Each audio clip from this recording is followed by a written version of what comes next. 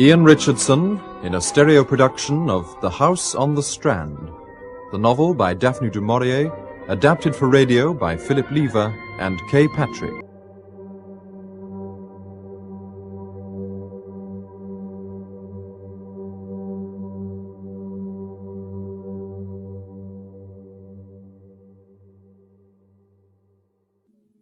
And I remember, what's his name, old Professor Marsh, accusing me of leading you into God knows what trouble. Another brandy, Richard. Well, I ought to be going. Vita's calling me in the early hours from New York, and it is a bit late. Oh, go on. I haven't seen you for months. Vita surely can't begrudge us this one dinner together. No, of course not. Well, just one more brandy then, and then I really must go. You've changed, you know, Richard.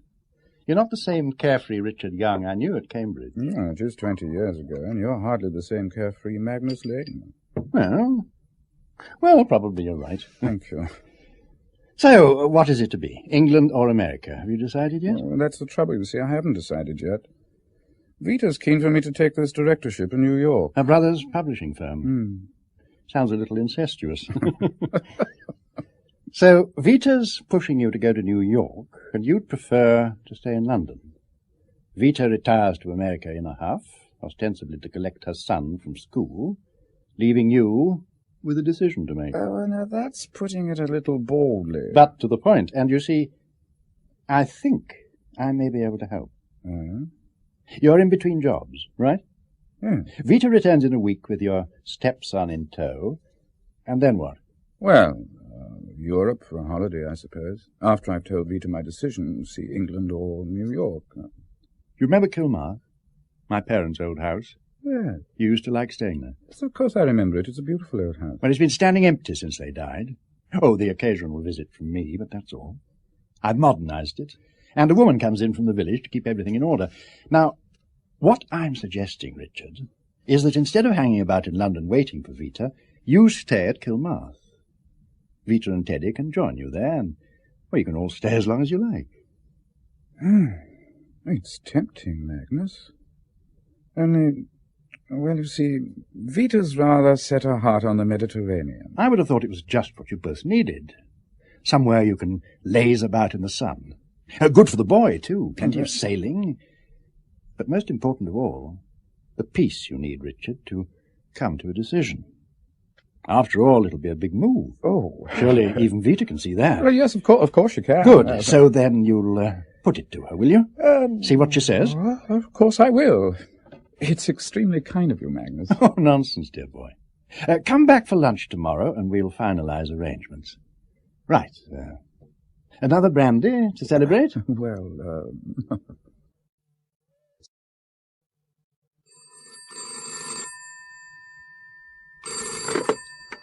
Hello, Richard Young here. One moment, please. Go ahead, New York. Your call is through. Hello?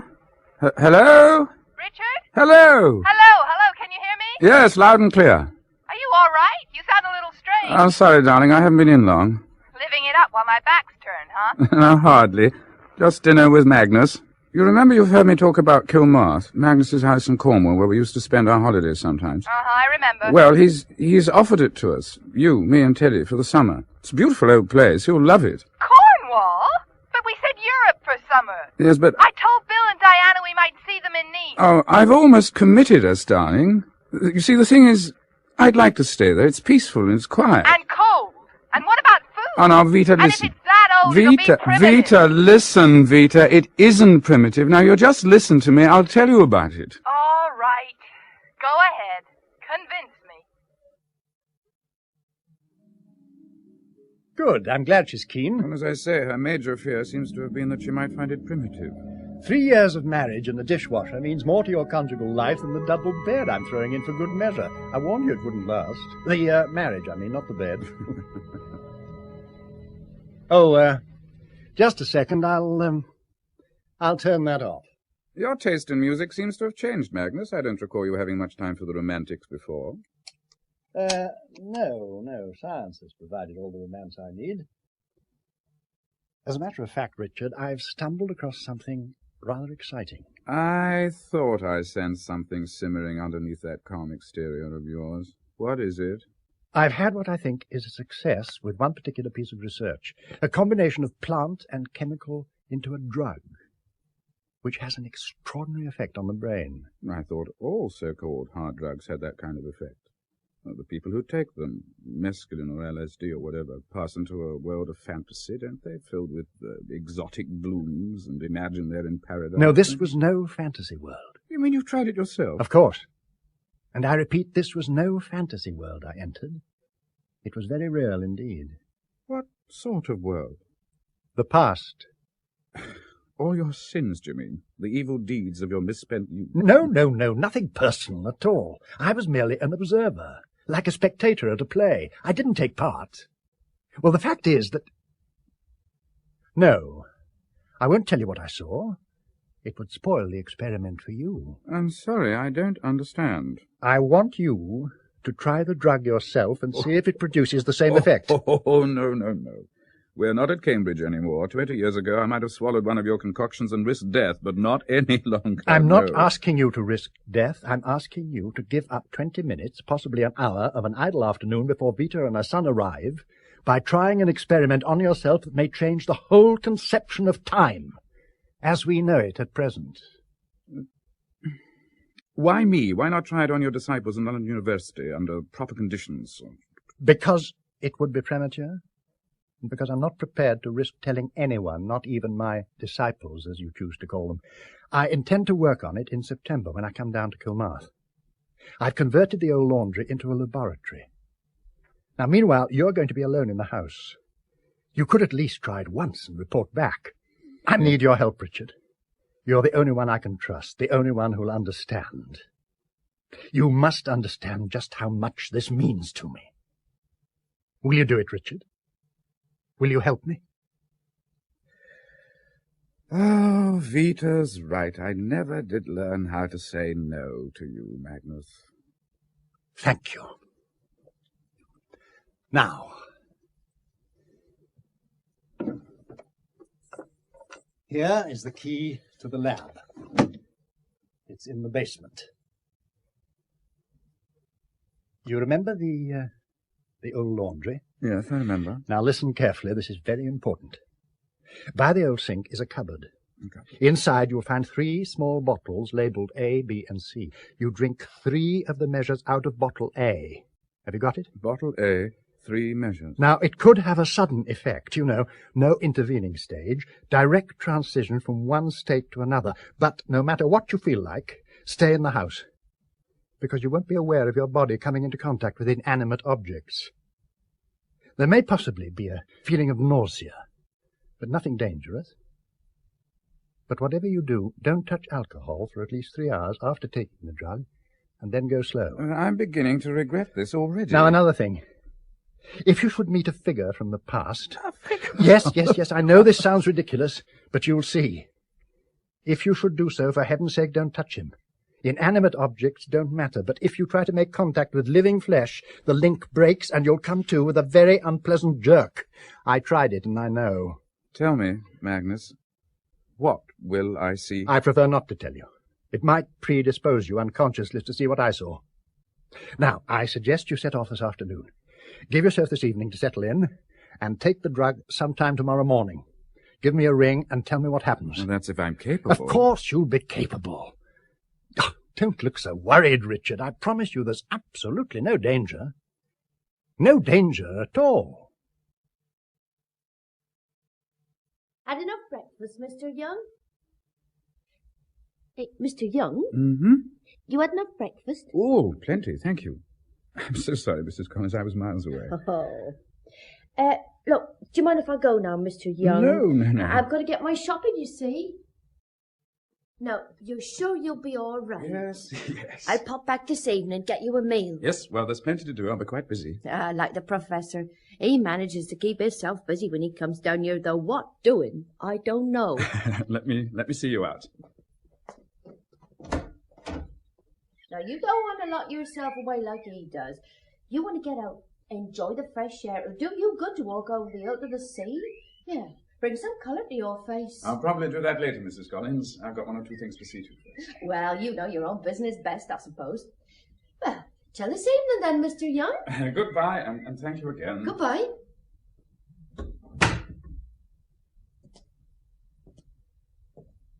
Oh well, no point in putting off the evil moment.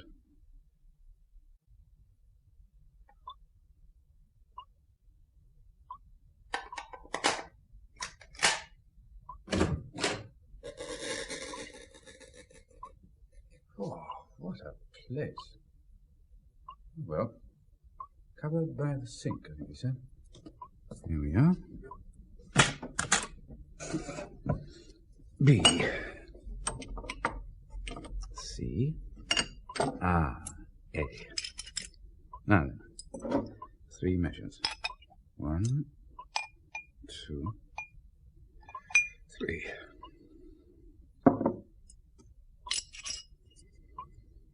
Well, Magnus, your health. And mine too, I hope.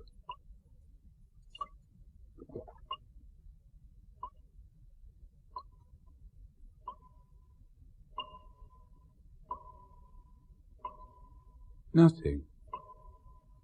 Absolutely nothing. No nausea, numbness. Nothing.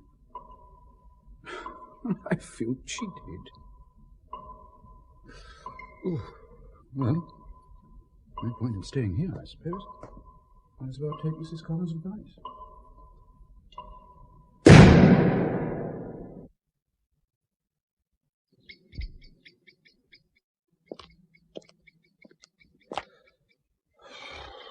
That's better. The beach, I think. What the? Where the hell are you?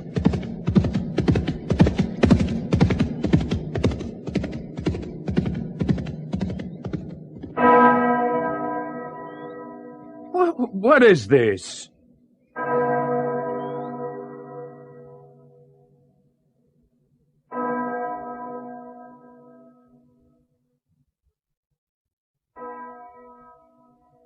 Greetings, Father Prior. Who are you? I rode over to see you. Are you well? I need rest, Roger. That is why you find me in bed. All the rest possible, to be in a fit state to receive the bishop. You've heard the news. Oh, there are always rumours. This was not a rumour. The bishop has already set out from Exeter and will be here on Monday, expecting hospitality and shelter for the night. Ah, his grace times his visit well. Martinmas and fresh meat for his dinner. He'll sleep with his belly full. You've no cause to worry. But no cause to worry? You think I can control this unruly mob? What kind of impression will the monks make upon the new broom of a bishop primed as he is to sweep the diocese clean? They'll come to heel, if you promise them reward for seemly behaviour. Keep in the good graces of Sir John Carmino, that's all that matters. Sir John is not easily fooled, and he has his own way to make with a foot in every camp. Our patron he may be, but he won't stand by me if it doesn't suit his ends. Sir Henry, as lord of the manor, will take precedence over Sir John on this occasion. He'll not disgrace you, garbed as he is like a penitent. I warrant he's on his knees in the chapel now. As Sir Henry's steward, you should show more respect for him. Henry de Champernowne is a more faithful man of God than I. The spirit is willing, Father Prior, but the flesh? Best not to talk about the flesh before the bishop's visit. No. The reason I rode over was to tell you that the French ship is lying off Kilmarth. She'll be there for 2 more tides if you want to give me letters for her. Oh, why in the name of blessed Anthony did you not say so at once? Oh, I can find nothing in this jumble. Why are my papers never in order? Why is Brother Jean never here when I require him? À votre service, Father Prior? Such promptness could be suspicious to a less trusting man than myself, Brother Jean. Pardon? Oh, never mind. My letters. I can't find my letters. Are these the ones you need? Huh? Yes. Well, don't dally, man. Give them to Roger. Monsieur? Thank you. Good night, Jean. Father Prior, lose no sleep over the bishop's visit. Good night. Hey, be careful. Look up, man. Can't you see?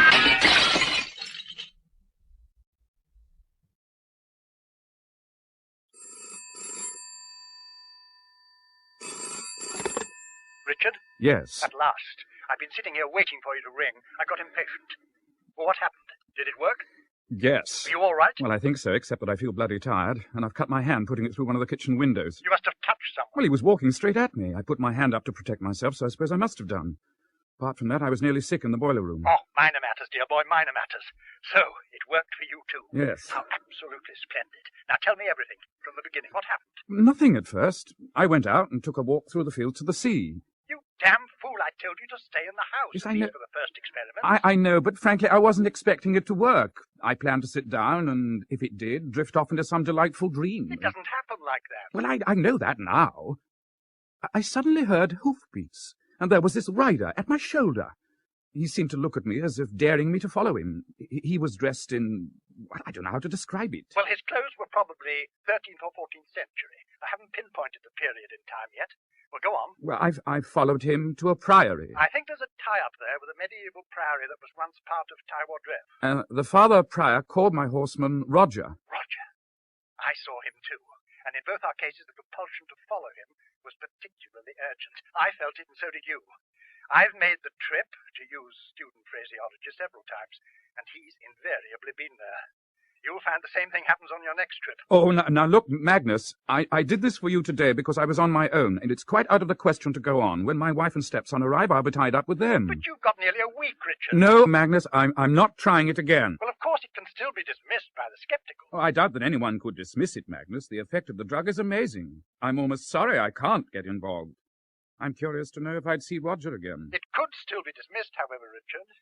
You took the drug in the lab, so did I. I was thinking about you, wondering if you were seeing what I saw.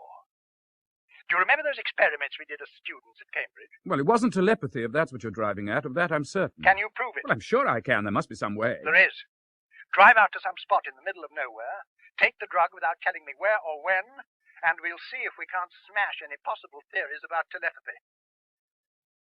All right, Magnus, you win.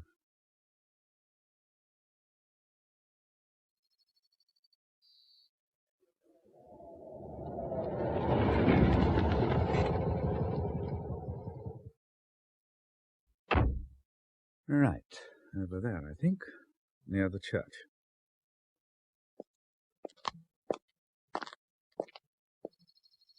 This is as good a spot as any, I reckon. I hope you appreciate this, Magnus.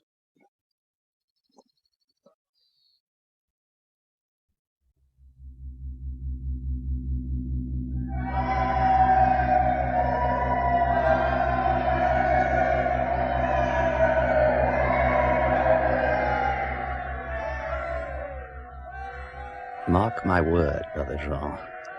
The Lady Joanna de Champagnat will not wear paint on her face to meet his grace the bishop. No, but painted or plain, Sir John Carmino will have her.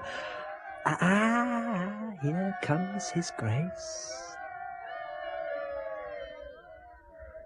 No matter what troubles arise between His Majesty and Lancaster, he will ride the storm. It is an art. It surprises me to see Otto Bodrugan here. Not 2 years since he fought for Lancaster against the king. The dragon is here today because his sister Joanna is Sir Henry's lady. Excuse me, my master is to be presented. I may be needed. And may I present Sir Henry de Champagnat, Lord of the Manor of Tywardreath. Your Grace, and my wife, Joanna. And now, Your Grace, our loved and respected patron, Sir John Carmino of Bachanad, without whom we, in this priory, would have found ourselves hard-pressed for money in these troublous times. Your Grace, we are deeply honored to have you here amongst us. Your Grace, my brother, Sir Oliver Carmino, one of His Majesty's commissioners, and his lady, Isolde. Isolde. She's the one I'd pick if fortune favored me. What? Oh. Yes, Brother Jean. And how long, I wonder, will she stay content within the walls of Carmino? and keep a guard upon her thoughts from straying. I tell you one thing, Roger.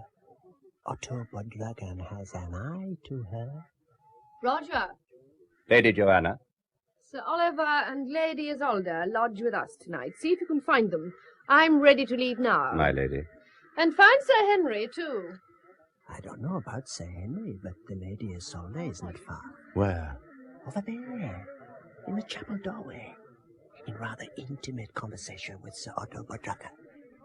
I'll take a wager with you, Roger, on how long she'll keep that guard on her thoughts.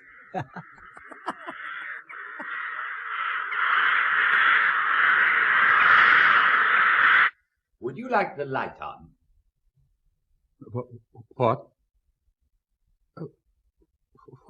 Well, I saw you just now in the churchyard, looking as if you couldn't make up your mind whether to come in out of the rain.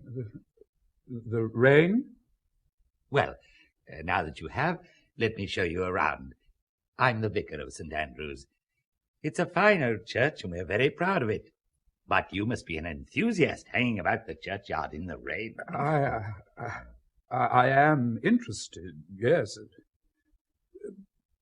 Someone told me there'd been a priory here in former days. Oh, yes, that's been gone a long time. The buildings fell in after the dissolution of the monasteries in 1539. My interest goes back to before the dissolution of the monasteries. Oh, I understand. I've often wondered myself what it all looked like in former times. The priory was close by, you know.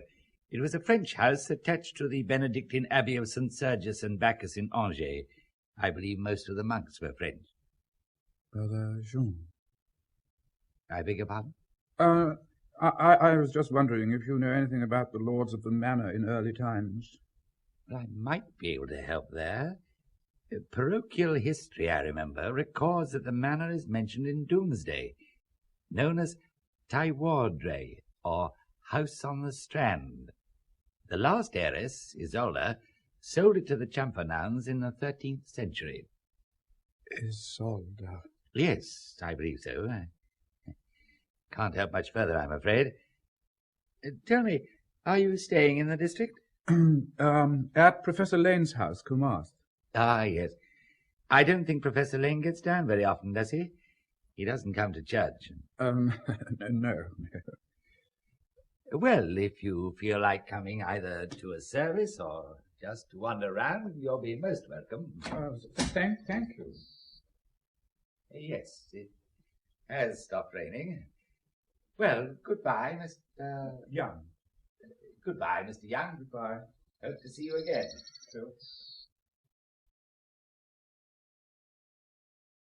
You shouldn't have driven all the way to London. You must have set off at the crack of dawn. Why on earth did you just phone? Well, I felt too elated. It seemed no trouble at all to get into the car and drive up. This trip, I had no feeling of nausea or vertigo from the drug, just elation.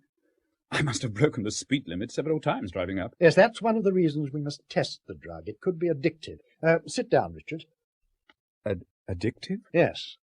And it may not be just the fascination of the experience itself, but the stimulation to the part of the brain affected. If it's addictive, I suppose I ought to lay off it for a while. Oh, it's up to you. Now, tell me what happened after you'd taken the drug this time. Well, first of all, I drove to the church. I had the drug with me in your drinking flask. And? This time, too, Roger was the first one I saw. Ah. I don't think I told you that he used to live at Kilmarth. You know, of course, that the foundations are 14th century. Incidentally, have you noticed how one gets the sense of the conversation without conscious translation from medieval French? I hadn't thought about it at the time. Of course, you're right. Anyway, carry on, dear boy. Well, on my first visit, the bishop was due to arrive at the priory. On this trip, he had arrived, and they were all being presented to him. Sir Henry de Champernowne, and his wife, Lady Joanna, and the Lady Isolde Carmen. You seem to have met the flower of the country, which is more than I've ever done in that time or this.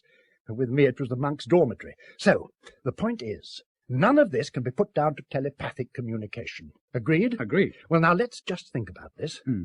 The link for both of us was Roger. He is the brain that channels the information to us. Tell me, did you choose the old laundry for your experiment because the 14th century foundations were as close as you could get to Roger? Now, don't run away with the idea that this experiment is some sort of ghost hunt, dear boy. No. We're not conjuring up spirits from the vasty deep. No, of course not. To reduce it to its lowest level, if you sit in an armchair watching some old movie on television, the characters don't pop out of the screen to haunt you, although many of the actors are dead. And yet somehow one gets the feeling of taking part, not merely witnessing.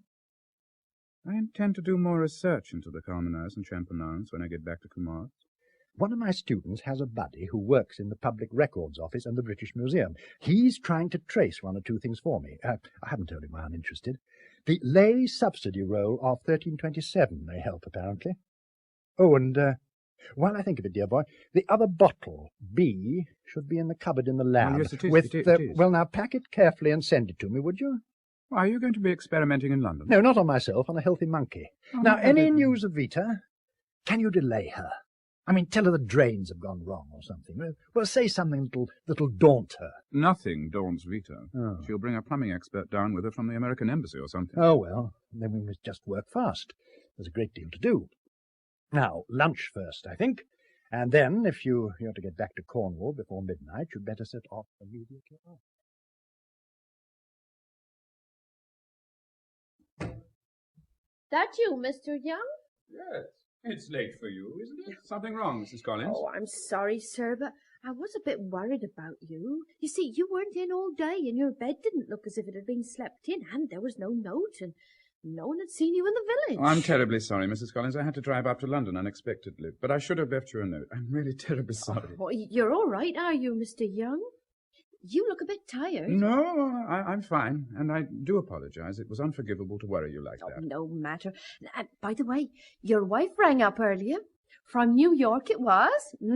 I had to tell her I didn't know what had happened to you, and she seemed a bit worried, and... Oh, well, I'm sorry if I did the wrong thing. Oh, no, of course not. I suppose I'd better book a call back. Thank you, Mrs. Collins.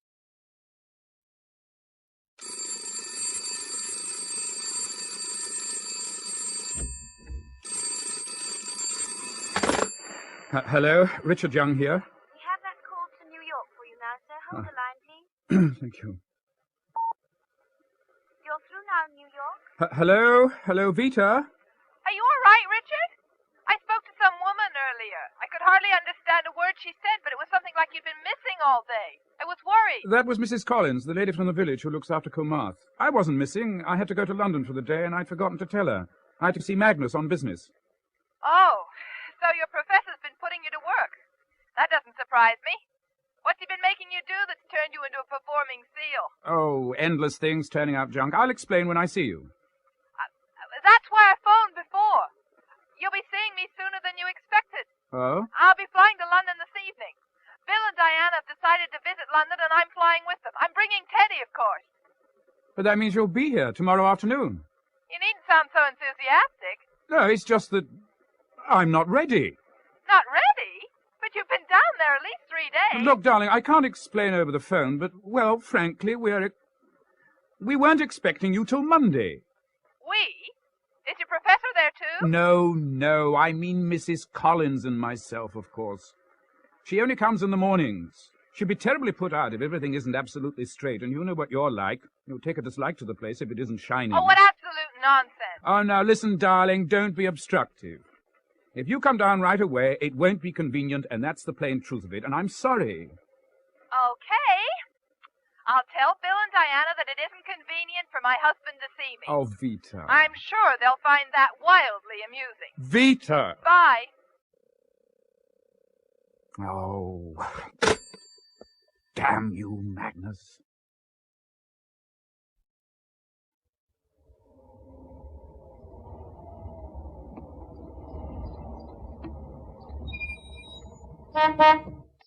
Come on.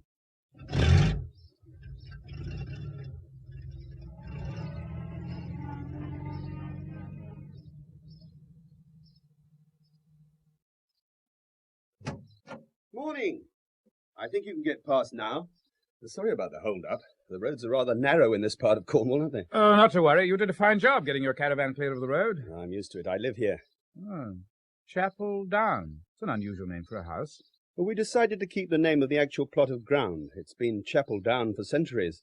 And the fields across the road are Chapel Park. Anything to do with the old priory? Priory?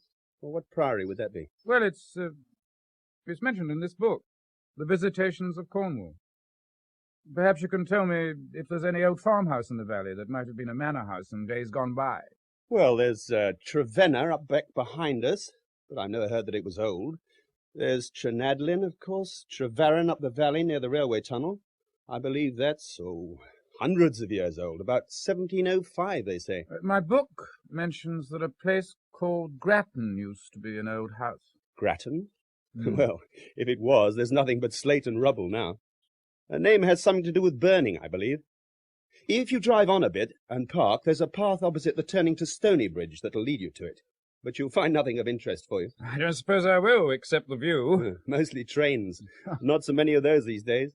You'll recognize the spot because of the entrance to the tunnel that isn't far away. Well, thank you very much. You'll not find anything much of interest there, I promise you.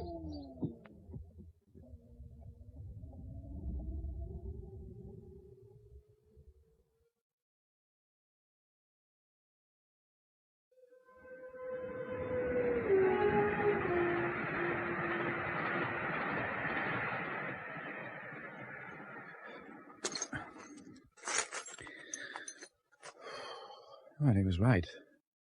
Slate and rubble and no view to speak of. It's hot. Grattan. How you must have changed. I think I'll just sit a while. Wonder if I brought a flask. Just once more. One last look for Magnus.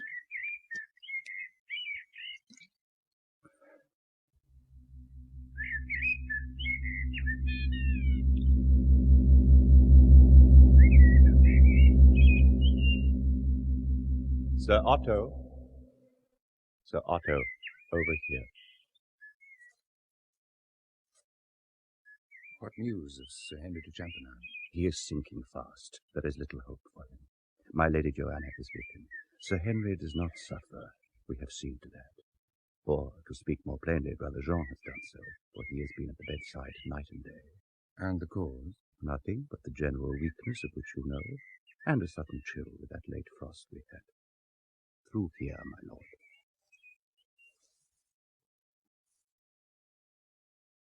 Otto, you are too late, I'm afraid. Sir Henry is dead. I'm very sorry, Joanna, that I could not be by your husband's side when he died.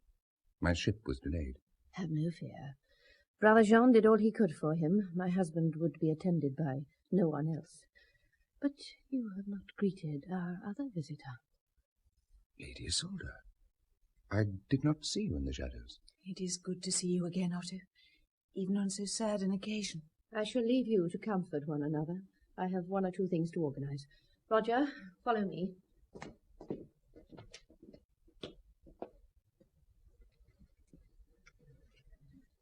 Sir John Carmino has not yet come, my lady. Nor likely to. I left the matter to his discretion. If he is premature in condolence, it might be thought overzealous on his part. The sooner this business is over, the better for all of us. It is only left for me to don the black veil of sorrow. Should I wear it covering my face, do you think, Roger? Unless you can weep at will. I have not wept since my wedding day. We'd better return to Otto and Isolde. I must see Brother Jean about one or two matters.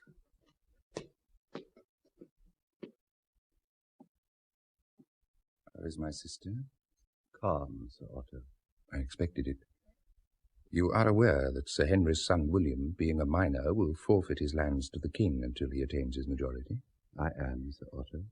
As William's uncle by marriage, and therefore his legal guardian, I should be empowered to administer his estates with the king as overlord. But the circumstances are not ordinary, owing to the part I took in the so-called rebellion against His Majesty. Therefore the escheator, acting for the minor and the king, is likely to be one held in greater esteem than myself. His cousin Sir John Carmino, in all probability.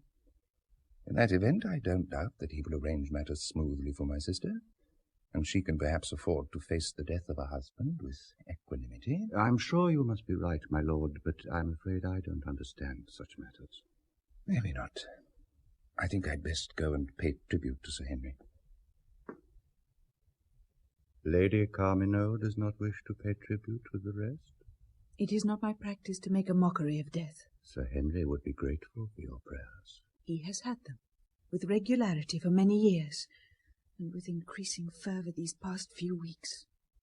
I can assure you that everything possible was done for him. I'm sure.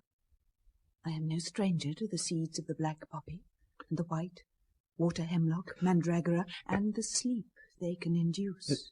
The monk Jean de Meral was trained in the parent house at Angers, and he is especially skilled. Sir Henry himself had implicit faith in him. I do not doubt Sir Henry's faith, the monk's skill, or his zeal in employing that skill. But a healing plant can turn malignant if the dose is increased. I advise you to speak of this matter to my lady, not to me. It is none of my business. I will only say this. If anything evil has been done this day or yesterday, you will be held responsible, with others when the time comes, not in this world where we lack proofs, but in the next, before God. Isolde! Be careful what you say! Oh, God!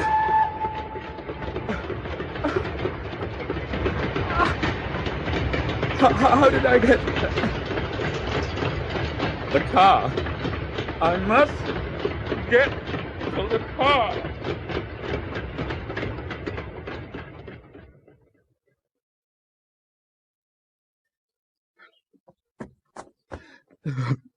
Thank God. The car.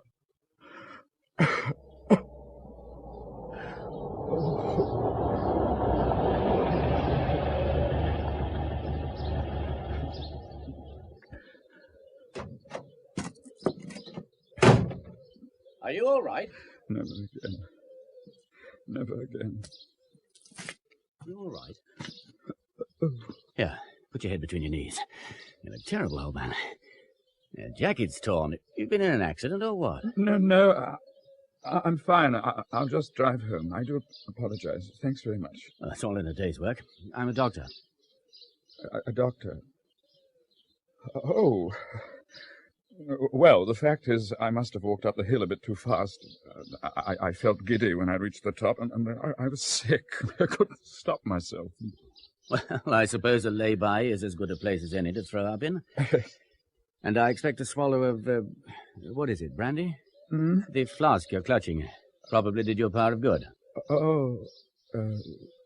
Yes. You got far to go? A couple of miles or so. Well, wouldn't it be far more sensible if you left your car here and let me drive you home? Oh, no, I assure you, it was just one of those passing things. Pretty violent while it lasted. Look, you're not a patient of mine. I'm not trying to prescribe. I'm only warning you that it might be dangerous to drive. Well, I only have to go to the top of Palmere Hill. Oh, it's all on the way home. I live in Foy.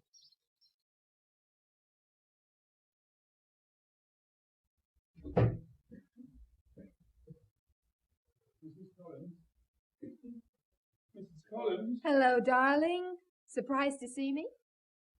Good God. Peter. You look terrible. Your jacket's in ruins. For heaven's sake, you might have warned me. When we spoke, you said you wouldn't be flying back yesterday. How long have you been here? Half an hour. Dick, hi! Hello. Hey, we rang and nobody answered. Then a lady came up on a bike, Mrs. Collins, I think, and let us in. Hey, Mom's mad at you. Go and finish unpacking, Teddy. Oh, but Mom, I want to talk to Dick. Hey, gee, you look awful, Dick. Go and unpack. You can talk to him later. Oh, all right. Well. Yes. After you've changed, I suggest you join me in the dining room. I'll get Mrs. Collins to make coffee.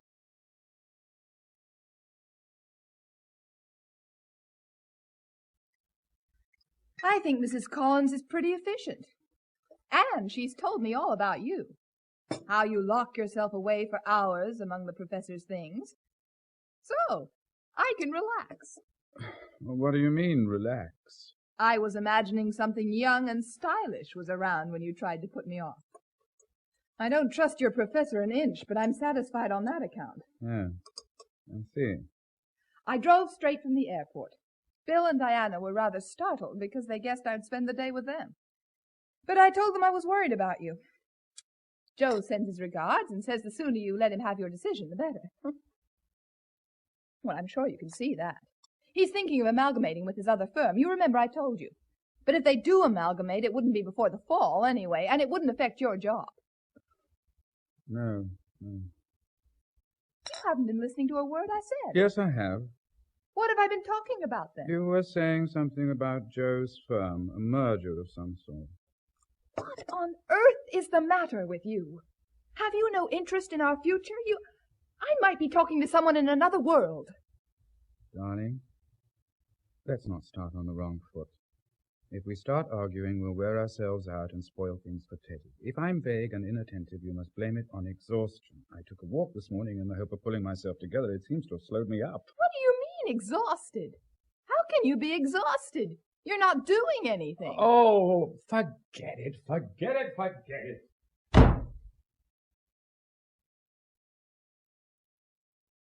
Look, Magnus, I'm phoning from the bedroom. I have to keep my voice down. Vita's arrived. I thought she wasn't due until next Monday. Today's Wednesday. Oh, she's come earlier, worried about me or something. Well, did you manage to make another trip before she arrived? How do you feel? Jaded. I came to find myself practically on the railway line near the tunnel with a train rushing past. It was a place called Grattan. Yes, I warned you about that kind of danger, didn't I? Yes. It's always present. No warning system with the brain under the drug. But even more worrying, I'm getting confused. I find it hard to tell where reality starts and ends. The figures are so vivid. Otto Bedragen and Isolde. She is beautiful, Magnus. Compared to the other woman, her dress is plain. No wimple, just a jewelled fillet crowning golden hair. And her voice. Confusion? Now that's fascinating. Do you know what? I've a good mind to join you so that we can go on our next trip together. I'd like to take a look at this Isolde Carmino. She sounds worth seeing. She's Bedragen's girl, not ours. Listen, Magnus, on this trip, Sir Henry had died. Must have been a gap of months since my last visit. Roger seems involved in it, some kind of foul play. Foul play? Now listen to this. Found by my researcher friend. You remember I mentioned him? Yes. It's an order about the body of Sir Henry de Champernowne from the bishop. He forbids exhumation of the body. He says that no one should afford any help, counsel, or favour for such an exhumation or removal. I wish I understood all the underlying jealousies and rivalries. It's like half reading a story and not being allowed to read to the end. It's strange, but that other world seems more vivid to me somehow than my own now. I know. By the way, how's the monkey? Dead. Dead? I killed him on purpose. I have work to do on his brain cells and the effects of the drug. Oh, it was all quite scientific. There's no need to get upset. I'm upset because of the risk you seem prepared to take with my brain cells. Your brain's different, my dear boy. You can take a lot more punishment yet. Richard! It's Vita. I'll call you again when I can. Will you take another trip, Richard? This weekend? I'll try. I must go now. Oh, here you are. What are you hiding here for? I was just phoning Magnus. Oh, for heaven's sakes, can he leave you alone for 2 minutes? Look what I found! Look what I found! Hi, Dick! What's this horrible thing? Christ, what the hell have you been up to? I wasn't doing anything.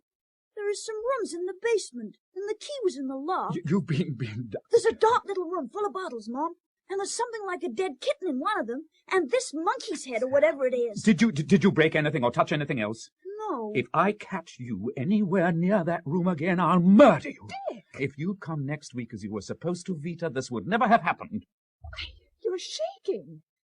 Anyone would think there were explosives in there. Just keep away from there in future.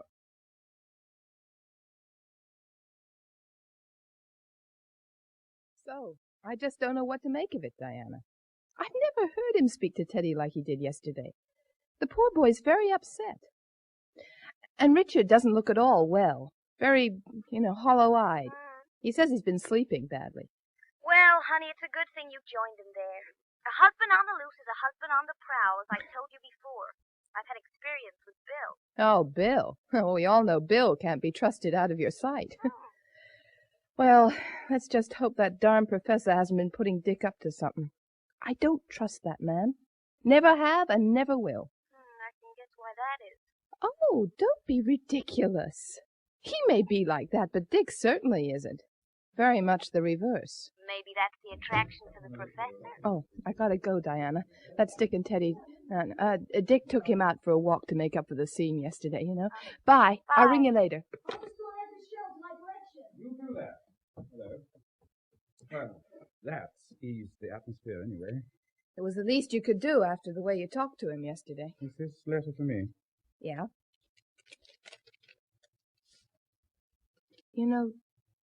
Darling, I'm going to love it here. And it's so wonderful to be together.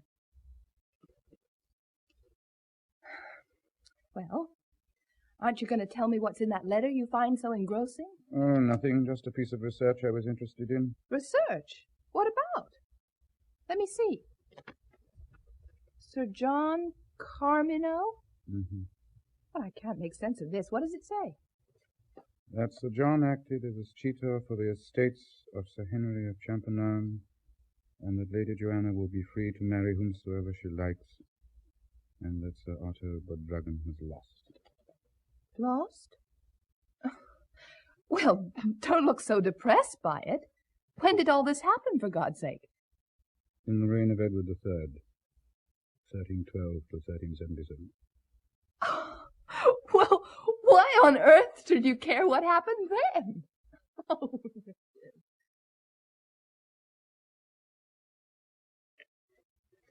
Teddy, honey, don't put so much marmalade on your toast, okay? Oh, morning, darling. Morning. No, just coffee, please. Teddy, you've had enough now. Run and get ready. For what, Mom? Church, dear. What else on a Sunday morning? Okay. And if you're going to drive us, Dick, you'd better make a move, too.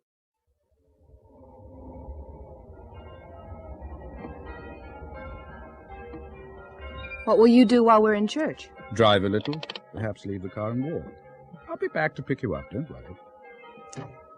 Have fun. Okay. Bye. Bye. Bye.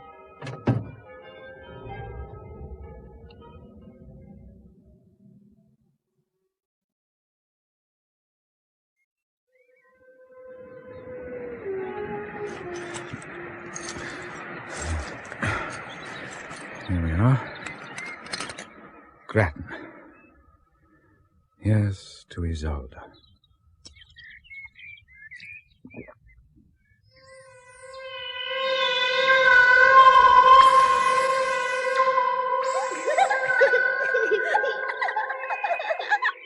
You know what comes about when women scold?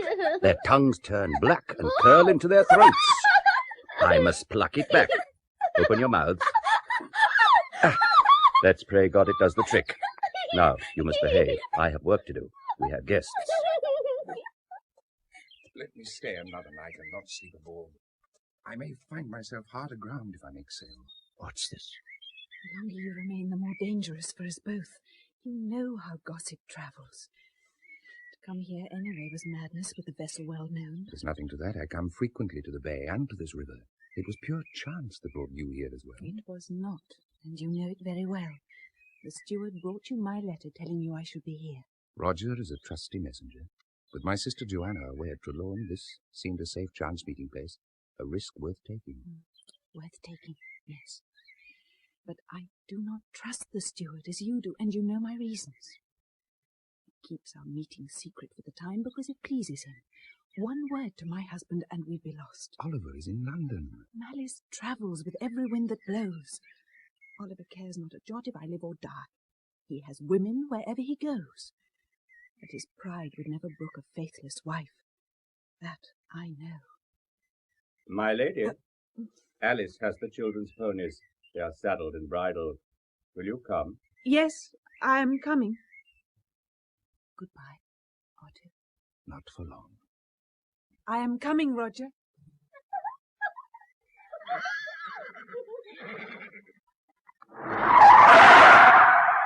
Look where you're going! Wandering across the road like that, you'll get yourself killed, man! Are you all right? I'm sorry. Yes, I'm fine. Oh, no, it's 1:30. Vita!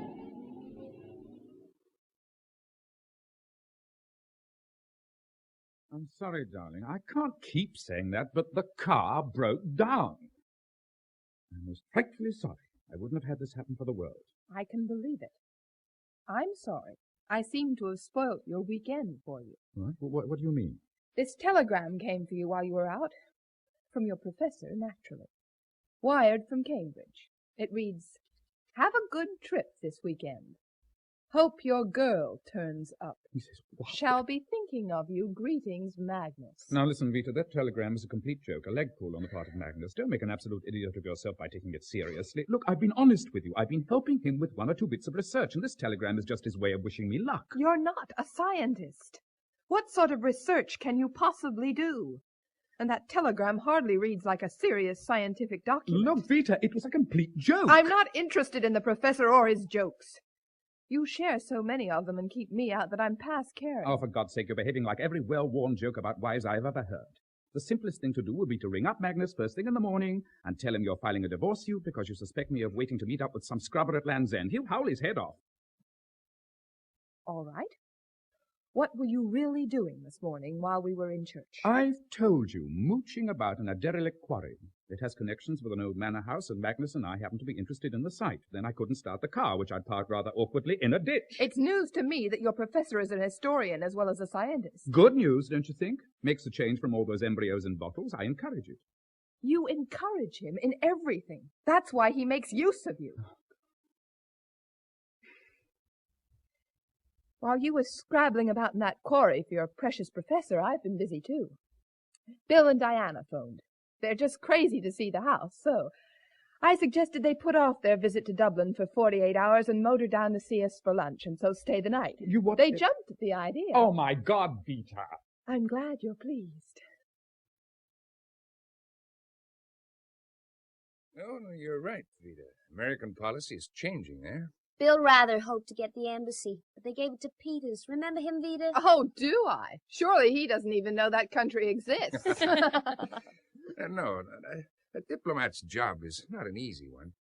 Of course, there's nothing like moving to a new country for giving you new interests in life. Well, you'll know what I mean, Richard. Aren't you going into partnership with Joe? Yeah, that's wonderful. It's not settled. There's still a lot to be discussed. Well, naturally. I mean, you can't decide on a flick of a coin, but what an opportunity.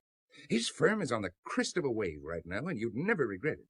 Especially as I gather you've nothing really to lose this side. No special ties.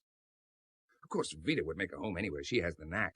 And with an apartment in New York and a weekend place in the country, you'd lead a very full life together with plenty of opportunities for travel thrown in. Come and look at the view, Diana. It looks great by moonlight. What? Oh, yeah, sure. Won't be long, boys. Behave now. Hey, look, don't think I'm butting in, but you know how girls talk. You got Vita worried. She told Diana you'd blown cool over the idea of coming to the States, and she can't figure out why. Women always think the worst. You know, I met this girl in Madrid. Diana was in the Bahamas at the time with her parents, and I was just crazy about it.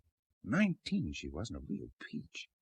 Of course, we both knew it couldn't last. She had a job at the embassy there, and Diana was due back in London when her vacation was over. I was so wild about the kid, I felt like cutting my throat when we said goodbye. However, I survived, and so did she, and I haven't seen her since. If you think I've got to go around the corner, you couldn't be more wrong. Oh, well, that's fine, just fine. I wouldn't blame you if you had, as long as you kept it quiet from Vita. Right. Now then, anyone for more drinks? Have a nice chat, boys? Fine, just fine. Hey, look here, let me help you with those drinks, Vita. It's a beautiful place, isn't it? Yes. Your professor is very lucky. Talk to me, Dick. I want to know all about your brilliant friend. What's he like as a man? How did you meet him? Hey, Teddy told me there was a room locked up in the basement here full of monkeys' heads. How deliciously creepy. Tell me, Dick. There's a quarter of bourbon left in the bottle, and it's all yours. I'm for bed. Dick? Would you excuse me, please? I see what you mean, Vida. He looks ghastly.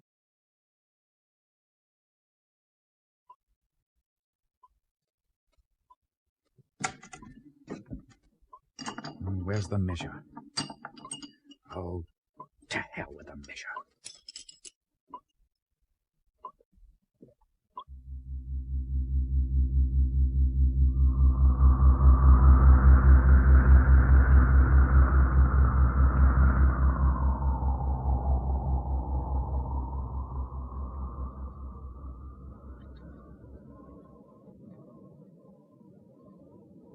It would be impossible to leave him here, Lady Joanna. But to move him in such a gale, Roger, if it should be the smallpox. Sir Otto has been informed of his son's illness? If I may suggest, the guest chamber at the Priory is vacant. Neither I nor my brethren fear smallpox. I would make it my business to watch him day or night. We should have decided on this sooner. Come, we have delayed long enough. What's your skill on this occasion? If you should let him die, you would have to answer to his father, and in that event the friar himself could not protect you, Brother Jean. From what I understand, Sir Otto Bordragon will have trouble enough protecting himself. You know, Sir Oliver Carmineau lay at Buckingham last night and left at dawn, telling none of his servants his destination. If he has hidden in secret along the coast, it would be for one thing only, to seek out his lady's lover and destroy him.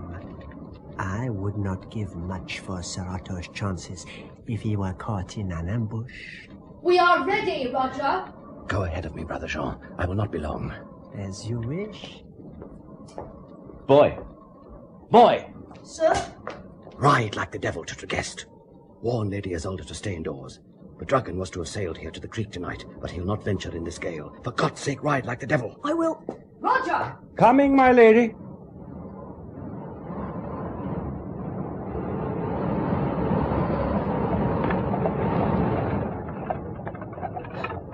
Isn't that my brother's ship in the bay, Roger? Yes, my lady. And there's Sir Otto. I must warn him. Sir Otto! Who are those men? Oh, stop the chariot! It's an ambush! Oh, can he not see? Roger! Roger, come back! I will not become involved! Sir Otto! For God's sake, run! Sir Otto! Behind you! Take care! Run, for God's sake, Sir Otto. My lady! No, my lady! Isolde. Let me go, Roger! Otto! My love! Oh, no! No! Otto!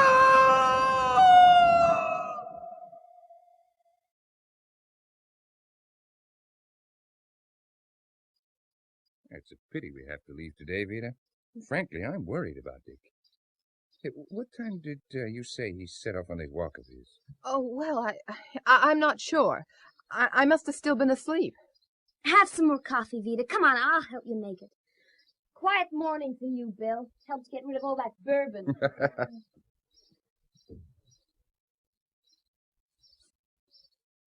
Ah, Dick! Hi, Dick, over here. Ah, you're a sly one, slinking off into the early hours for this walk. Say, you look a bit off. You all right? As a matter of fact, I've just witnessed a most appalling crime.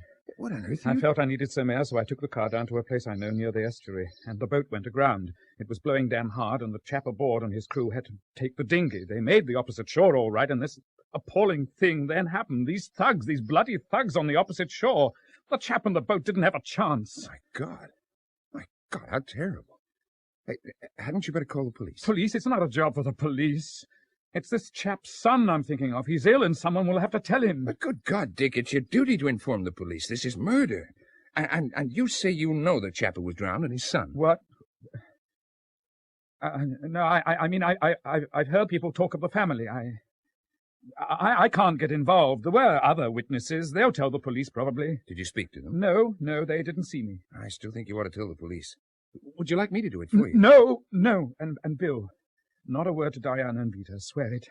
Yes, of course, if you think it's best. I do. But pull yourself together, man. You're obviously in a state of shock. I think I'd better slip up to the bedroom. Pull myself together. Oh, I need some sleep. Yeah, sure. Don't worry about us. Vita's taking care of us just fine. I was mortified. Staying upstairs all morning, not even coming down to say goodbye to Bill and Diana. What on earth is the matter with you these days? I don't understand. I'm very sorry, Vita. Hey, Dick, can we all go? Wow. What's wrong with your eyes? They're all bloodshot. We all had a late night last night, Teddy. Can we all what? Go out fishing. Not this morning, Teddy. Go out and play. We're busy. Gee, no one ever has any time for me around this place. What is the matter with your eye? It looks dreadful. Bourbon allergy combined with shellfish. By the way, Bill said to tell you that he'll be listening to the radio and reading the papers in Ireland to see what's happening here in Cornwall. Make sense to you? Well, he means the weather, I suppose. Hello? Vita Young speaking. Oh, hello, Magnus. Yes, he's here. It's your professor. Thanks. Magnus? I realize it's difficult to speak, but will it be all right if I come down on Friday for the weekend? Just a minute. Can Magnus come down on Friday for the weekend? Surely. It's his house, after all. You'll have more fun entertaining your friend than you had putting up with mine. Vita says, of course. Well, I'll let you know about the train later. Have you been on a trip recently? Yes. I went to Gretton again. With ill effect? As a matter of fact, I'm feeling pretty lousy. Something I ate or drank disagreed with me. I've been violently sick, and I've got a peculiar bloodshot eye. What about the confusion? That, too. I had a nightmare. Someone called Otto was set on by thugs. Well, I'll get my man at the British Museum to check on that. Did Roger have a hand in it? No, he didn't. Strangely, I'm rather glad about that. Now listen, no more trips unless we're together, no matter how big the temptation. Swear it. I'll try. Goodbye, Magnus. Cheer up, darling. Only 3 more days and he'll be here. Won't that be wonderful? Oh, that was great, Dick. Hey, Mom, can Mrs. Collins cook them for our lunch tomorrow? I'm sure she can. Go and put them in the fridge, honey. Otherwise the house will stink with the smell of fish. It's hot. Thank God this room's cool. Yes. Teddy's really taken to sailing. I wonder if we... Oh, there's a note from Mrs. Collins, darling. Telegram came over the phone to say Professor Lane is catching the 2:30 train from London instead of the 4:30. Arriving St. Austell 7:30. Well, thank the Lord for Teddy's mackerel. He'll be here for dinner. To hell with the mackerel. Poor Magnus has been kicking his heels down at St. Austell for the last 20 minutes. I'll take your car. It's faster. Well, the 7:30 was dead on time, sir. Yes, I dare say, but that's not the point. The point is I was meeting someone who was on it, and he isn't here. Well, sir, he probably got tired of waiting and took a taxi. No, if he'd done that, he would have telephoned or left a message with the chap at your booking office. I'll tell you what, sir. I'll open the booking office up, see if there's a message. This way. No, let me see, sir. No, I can't see it. Look, that case, the initials M-A-L, that's his. But why did he leave it here? There's a message, sir. That's from the booking office clerk. A suitcase with initials M-A-L to be delivered to a gentleman named Mr. Richard Young. You Mr. Young? Yes, I am. Owner of suitcase said to say he'd changed his mind and decided to get out at Par and walk from there. What a bloody silly thing to do. Well, there's a fine evening for a walk, sir. There's no accounting for taste. Well, I promised Teddy he could wait up for the professor. Thank heavens I sent him to bed. Midnight and still no sign. I do think it's extremely bad manners on his part. He must have known we'd have dinner ready for him. For heaven's sake, Richard, what are you reading? Whatever it is, it's obviously of more interest than anything I'm saying. Some papers I found in Magnus's case when I unpacked it for him. Not more historical documents. Oh, really, Dick, I think I prefer Magnus the scientist to Magnus the historian. He really is the weirdest man. I went into his room to take some towels and thought I'd hang up his dressing gown, which you'd just tossed onto the bed, and the funniest little bottle fell out. What? Well, it was empty, so I threw it away, but really, what on earth was... Listen, did this bottle have a label on it? Label? Oh, well, I hardly looked for it. Oh, wait a minute, yes. Just said B. Very weird. Oh, my God. I'll get it.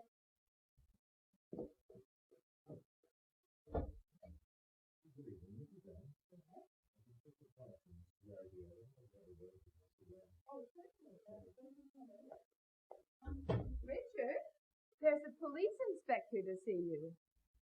It's about Professor Lane, sir.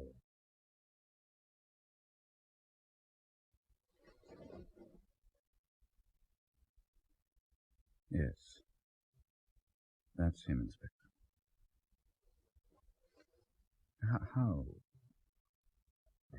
Word came through that one of our patrols had found the body of a man resembling Professor Lane near the railway line, just this side of Trevelyan Tunnel, not far from Grattan. Grattan? He seems to have received a blow on the head from a passing train, unobserved by the driver and the guard. He managed, apparently, to crawl into a small, disused hut just above the line, and then he collapsed. It looks as if he must have been dead for some hours. Oh, here's the doctor. Oh. Well, he has to be here, sir. You see, there'll be a post-mortem and everything. Mr. Young, isn't it? Yeah. We've met. I don't know if you remember. Yes, I do. You weren't feeling well, and I made sure you drove home safely. Yes, indeed, I remember. I'm Dr. Powell. If it's any consolation, he couldn't have lived long after receiving a blow like that. So he didn't just lie there wondering why nobody came? No. This was his walking stick, sir. Found lying halfway down the embankment. Yes, it's one of many that he had. You realize, sir, that you'll be required to give evidence at the inquest. There might be a question of amnesia, or even, of course, suicide. I mean, how could a grown man walk into a train and not see it? Darling? Darling, some tea. Oh, thanks. How are you feeling now, darling? Oh, I'm all right. It's all over now, darling. The post-mortem and the inquest. Now you must just forget it. It really was extraordinarily generous of the professor to leave you Kilmarth. What do you intend to do with it? When we go to America? Oh, for God's sake, Rita, can't you just leave it alone for once? Well, somebody's got to decide something. You just lie there staring at Magnus' walking stick and that letter they found on him. I don't think I can stand much more, Dick. Something's going on, and I don't know what it is. I'm trying to understand. But no matter what the coroner said, I don't believe that the professor just walked into that train or that he slipped on the bank and fell because he was so involved with some historical survey he didn't see the train. You and I both knew Magnus. He was so alert. You heard the inquest. There's no other possible explanation. Nothing was found in the post-mortem to give any suspicion. For God's sake, what's behind this? Did you have some secret pact between you both that he would kill himself? Magnus died accidentally walking into a freight train as it was going into a tunnel. Now, for God's sake, accept that and leave me in peace. Yes! So that you can drool over that damn letter again. You keep your secret! Oh.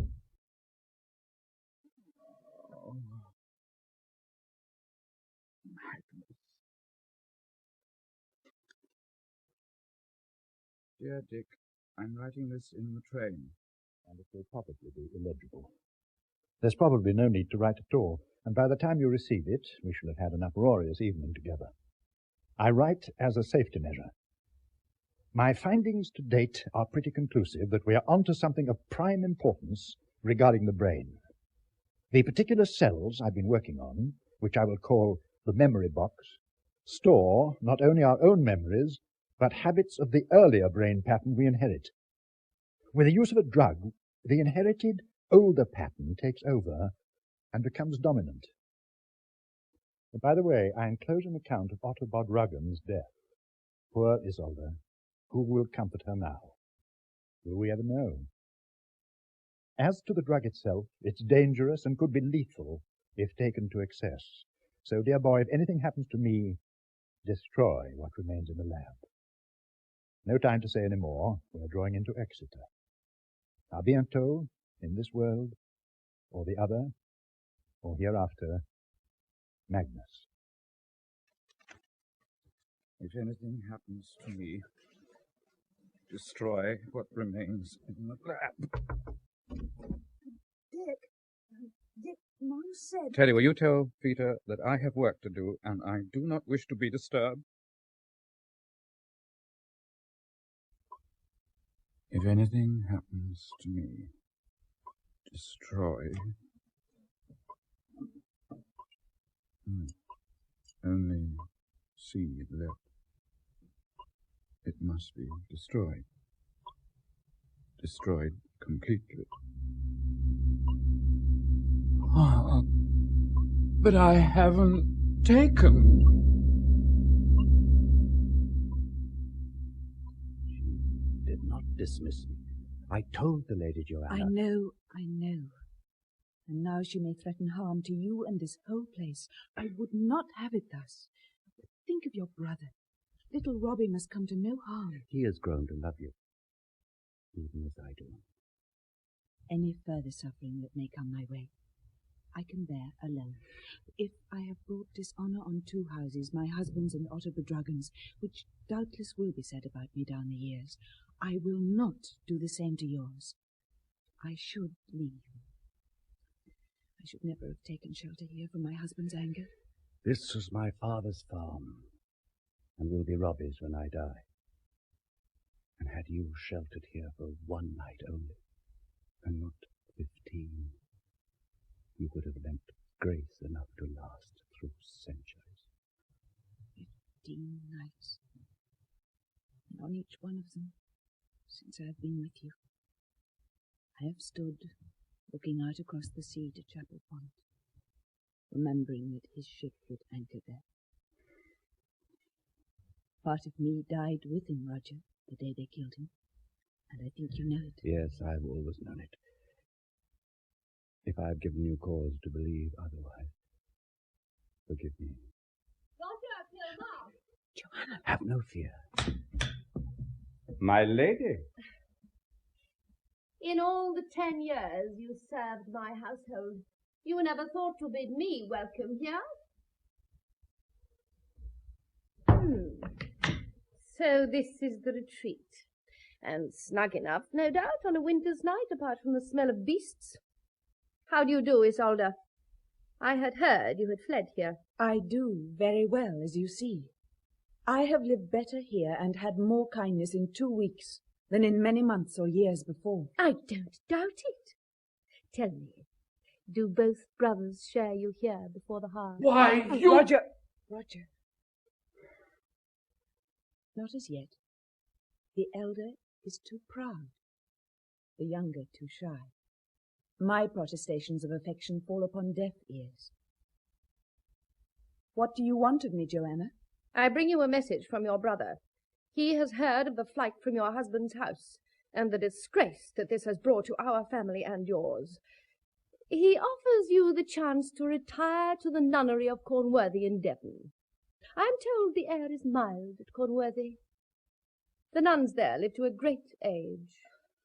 There is a second course.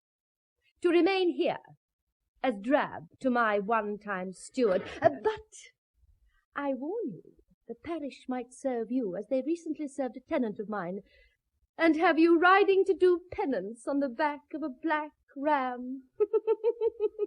What do you say?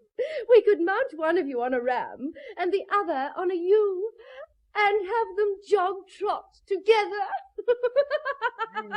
Bitch! You bitch! I'll kill you! Leave her alone! Oh, stop it, Richard! Stop it! Stop it! Oh, my God! Vita, darling!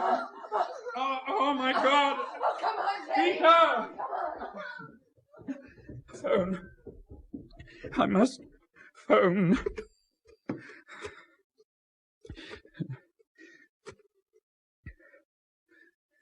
What number are you wanting? Look, I want Dr. Powell. Quickly, it's urgent.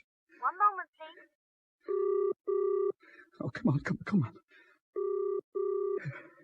Hello, Paul here. It's Richard Young from Kilmarth. You remember, the friend of Professor Lane? Yes. Look, the most frightful thing has happened.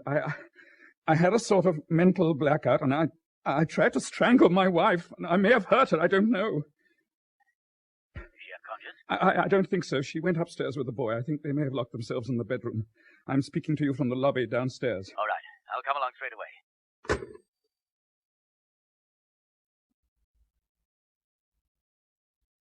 Well, everything's under control. Your wife's all right, and your stepson. And now what about you? Have I hurt her? Slight bruising on the neck, nothing more. She insists you were fighting drunk and didn't know what you were doing, but it was a pretty grim experience. She says you don't usually drink. I wasn't drunk. What are you on? On? What drug? That's just it. I don't know. Something Professor Lane gave you? Yes. Was he on the same drug when he walked into that train? Yes, he was. But the frightening thing was, I hadn't taken any this time. It just happened. Yeah. I ought to get you to hospital for observation. Oh, no, please, no. On one condition. That you let me attend you and give me whatever's left of the drug so that I can have it analyzed. Downstairs in the lab. In a bottle marked C. Yeah. Well, now I'm going to sedate you. When you come round, we'll discuss whether or not you should go to hospital. Now, this won't hurt you. Don't tell Vita. She disliked Magnus. And if she knew this, she'd dislike him even more. So don't tell her. Don't tell Vita.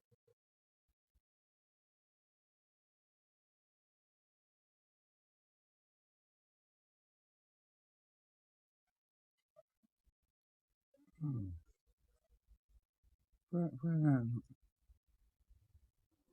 Dr. Powell,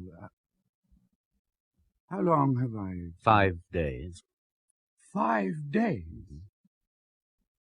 Did I tell you... Everything. Isolde, Roger, Otto, everything. You're lucky to be alive, you know. I've had the remnants of that drug analyzed. That bottle contained the most potent hallucinogen that's ever been discovered. And other substances as well, which we aren't even sure of yet. Are you trying to tell me that everything I've seen has been an hallucination? No. No, I think Professor Lane was onto something that might have proved extraordinarily significant about the working of the brain. And he chose you as a guinea pig because he knew you would do whatever he told you, and that you were highly suggestible into the bargain. Have you told Vita? That you were on the verge of a nervous breakdown and suffering from strain and delayed shock owing to the sudden death of Professor Lane. That's all. Whatever you say, I did see that other world. The other world? I suppose we all carry one inside us. You can say what you like, but they all lived. I read about them. And the fact remains, I've been in that other world.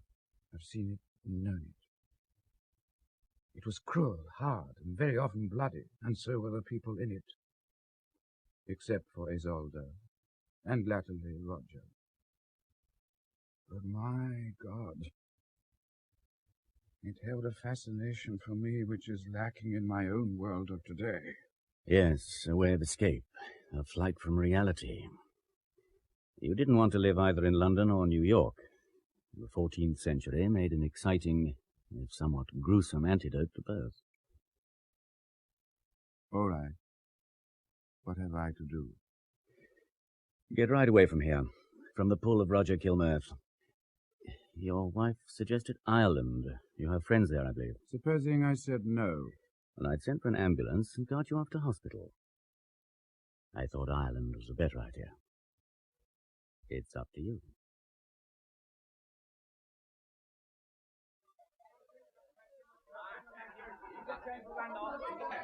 I hope we aren't going to find ourselves beside that crowd in the plane. Mom, I Not so loud, Teddy. Oh, look what you've Teddy, done. why don't you sit down and keep quiet for? Here you are, Dick. I'll pick it up for you. Thank you.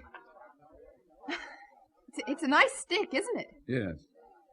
Those must be the initials of Magnus' father around the top. Oh, Dick, the top's loose. Did you know? Would you give it had to the- me? It's meant to be loose. Oh, I'm sorry. I didn't mean it's it. all right, darling. Look, I must rush off to the gents. If they call the flight, go ahead and get in the seats in front. If I'm caught in the mob, I'll find myself a seat in the back, and we can change places after takeoff. As long as you two are together. Now, here, take the boarding cards. No, I'll hang on to mine, just in case. Oh, Dick, honestly, you might have gone before. You're sorry. worse than Teddy. I'm sorry, but nature calls.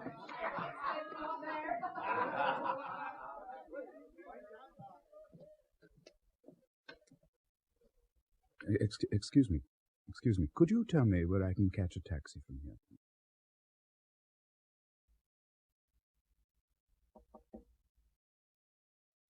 I thought you'd be here. As I passed Kilmarth, I spotted the front door open.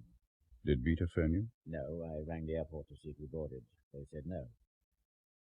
Then I knew where you'd be. Here at Kilmarth, where it all began. You sound as though you expected me to do this. I knew there was a risk. But I wanted to give you a chance just to see if you could make it, instead of going by the rules. Which say? Put your addict inside once he's well and truly hooked. Have you taken some more of the drug? Yes. I thought you'd given me all that was left in bottle C. I did. Only Magnus had some with him. He kept it here, in the head of his cane. It's hollow, you see? And that is the rest of bottle B. I think I should tell you that we've discovered that the drug contains a substance of some toxicity that could seriously affect the central nervous system, possibly leading to paralysis. I have the full report here, Mr. Young. Mr. Young.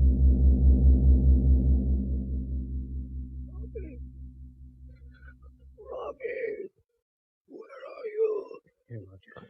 Here, take some water. There's no remedy for this plague, Robbie. The swelling has spread to my throat and blocked the windpipe. Voice in my lips. That's comfort enough. Hear my confession, Robbie. There's no breath left to shrive. If it concerns the Lady Isolde, God rest her soul in peace. I don't need to hear it, Roger. I knew you loved her, and love her memory still. So do I. There was no sin in that for either of us. No sin in loving. But murder, yes. Isolde became so ill. She was in such agony. But it did not last for long. It could have made her suffer for weeks, months. Yes, I couldn't bear that thought. I gave her something to ease the pain. It was murder, Robin. An immortal sin. And no one knows of it but you. Hear my confession, Robbie. Absolve me.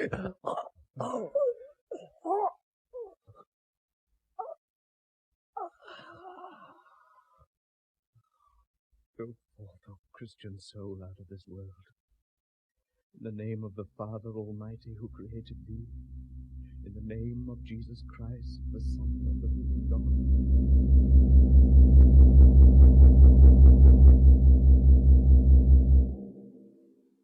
It's finished. Roger's dead. He's free. It's all over. Don't stand up. They're too weak. Sit here. Doctor, would you look up for me in the encyclopedia? Look, it's there beside you. The date of the Black Death. 1348. Endemic in the Far East. They've had a number of cases in Vietnam. Have they? Well, I've just seen what it did in Tywardreath 600 years ago. So, there's no more temptation. Roger is free, and so am I. Now, before I put that call through to Vita in Ireland, suppose you repeat what you were telling me about the drug. I'm afraid I didn't hear what you said. Well, there's no point now. I burnt the report with the flame from my lighter when you were on your knees reciting that prayer for the dying. That's no answer. It's all you're going to get. Well, that'll be Vita. Now for the countdown. Shall I tell her I got locked in the gents and I'll join her tomorrow? It would be wiser if you told her you hope to join her later, perhaps in a few weeks' time, if you're lucky. But that's absurd. There's nothing to hold me back. I've told you, it's all over. I'm free. Answer the phone.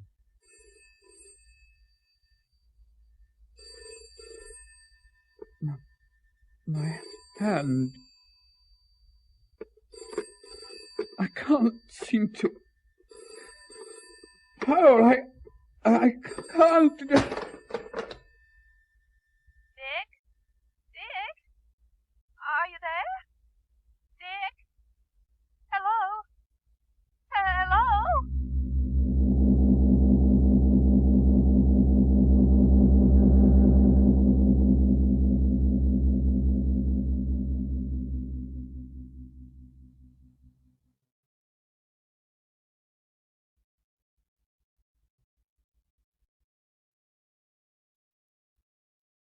In The House on the Strand, the novel by Daphne du Maurier, adapted for radio by Philip Lever and Kay Patrick, Richard Young was played by Ian Richardson, Magnus Lane by Richard Handel, Vita Young by Bonnie Hurren, and Roger by David March.